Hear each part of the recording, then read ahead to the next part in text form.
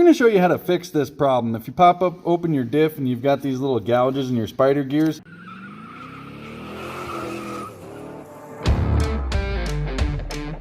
rear axle shot in this thing, so we're going to go ahead and replace on her.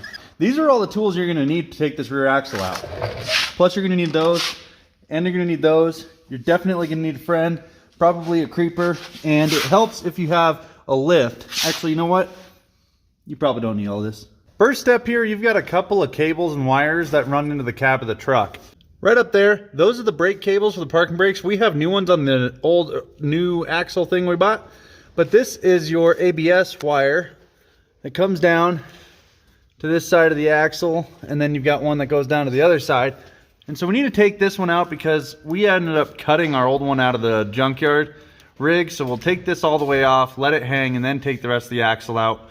We should have all the parts for the rest of this on the old one that we're going to put in here. These little clips are easy to get off. You just pop them out from this one side here. This other side hinges, and that's what holds the wire here to the cable. And then you got this little bolt here, so you got to take that off because that's part of your bracket that holds the parking brake cable, and we need to remove that so we can slide the wire out. And then the last thing that you're going to have to do is take this one bolt out, and that's your ABS, the actual sensor, so that'll be what just kind of hangs. Got to take the tires off. Probably should have started with that. Dale took that one out. It's an 8mm, and then that should just pop out. All it is just a little magnet. Proving to be more difficult than we expected, I guess. It's because I don't want to break it. Oh, there you go. That's cool.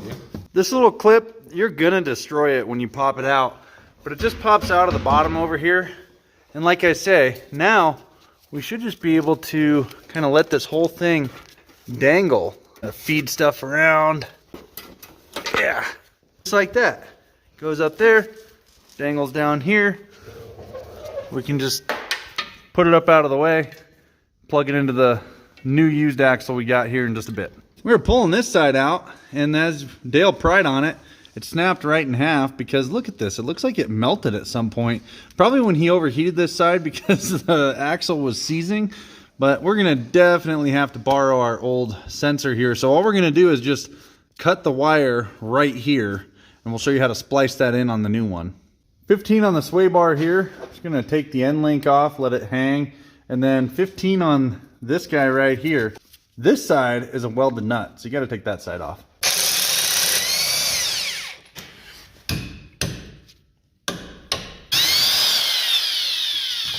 There we go. And Dale got the little end link off here, so you'll be able to just, yep. It's always a good idea to mark your drive shaft, and I'm just going to mark this one so that we have a little bit of an idea. Let's just go like that.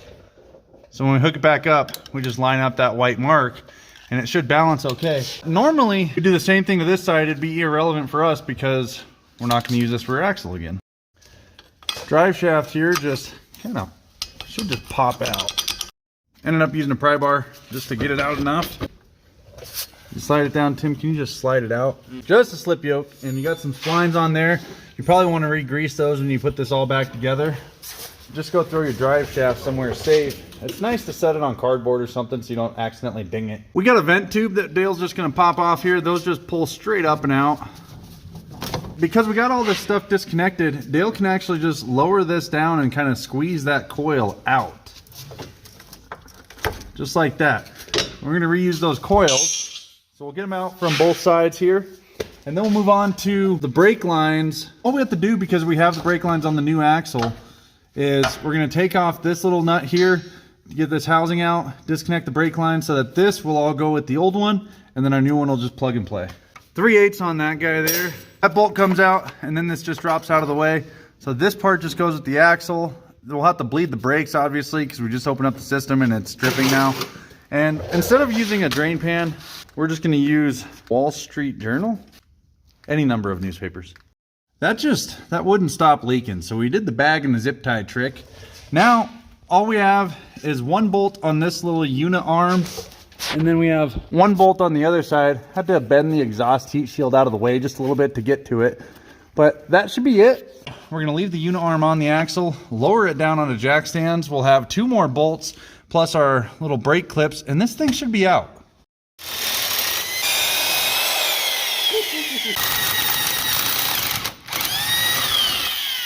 It's held in by lower control arms, man. You guys are worried for nothing. You're gonna swing, bro. You're worried for nothing. We've got a rickety old tool cart and some non-rickety old jack stands. So we'll just kind of lower it down, take some of the pressure off to get these last two bolts out, one on that side, one on that side, and then we can use the tool cart, Tim's idea, to roll it on out of here, swap-a-rooney for that one, back in, plop up, and we're about done. Look how much brake fluid is just starting to drip out of there. At least it looks clean. Crawl into the Jeep and you lift your rear seat up here. This little flapper exposes the brake lines here. And I think the best way to do this, you push from the underneath the Jeep towards you. So you can disconnect this piece here, and then you can push these little clips in and slide them through the hole. Actually, it turns out easy enough to just pop that guy off. And then we'll grab some pliers, push these little clips in so that we can push them all the way through and pull them out from the bottom. All right, push it towards me.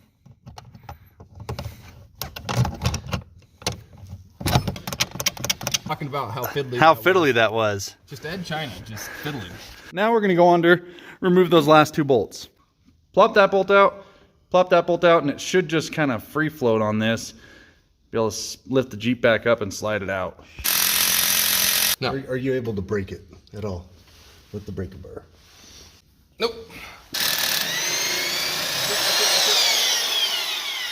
All right, nut came off. Bolt should probably pop off. Just slightly rusty in there. Yeah. Slight Look at rust. this. Yeah, yep.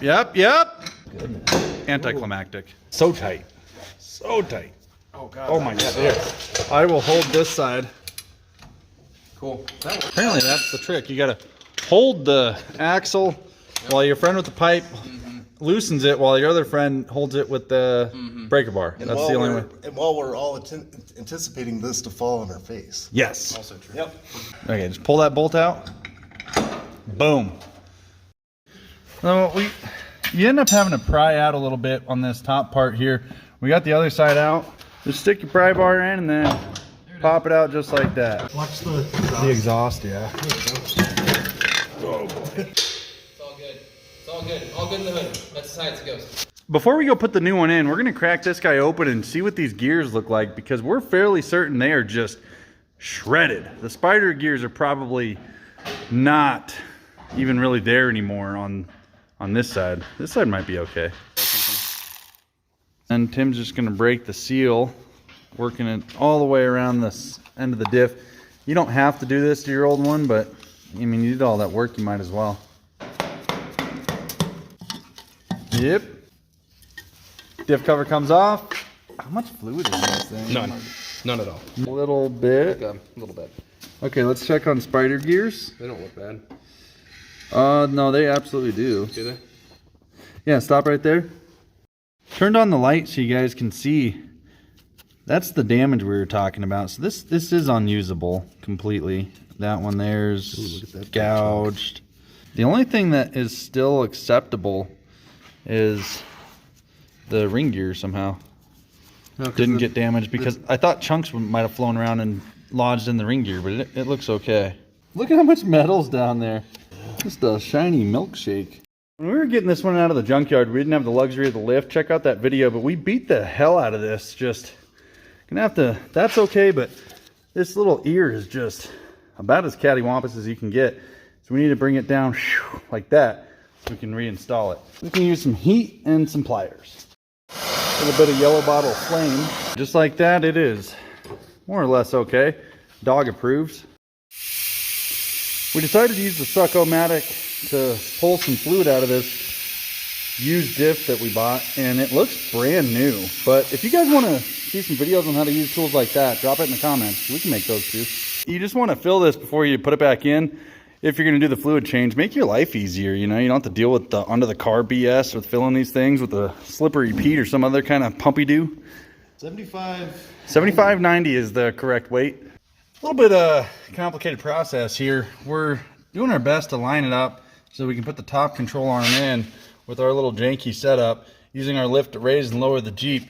I think if you had to do this on the ground, probably best to just, use a creeper and a couple of friends so you can bench press it into place, or maybe consider taking this upper control arm off so that you can just put it in first and then raise the axle into the spot where you put that nut on. But yeah, each their own. For all those of you who are paying attention, that means you have to have 2 dales.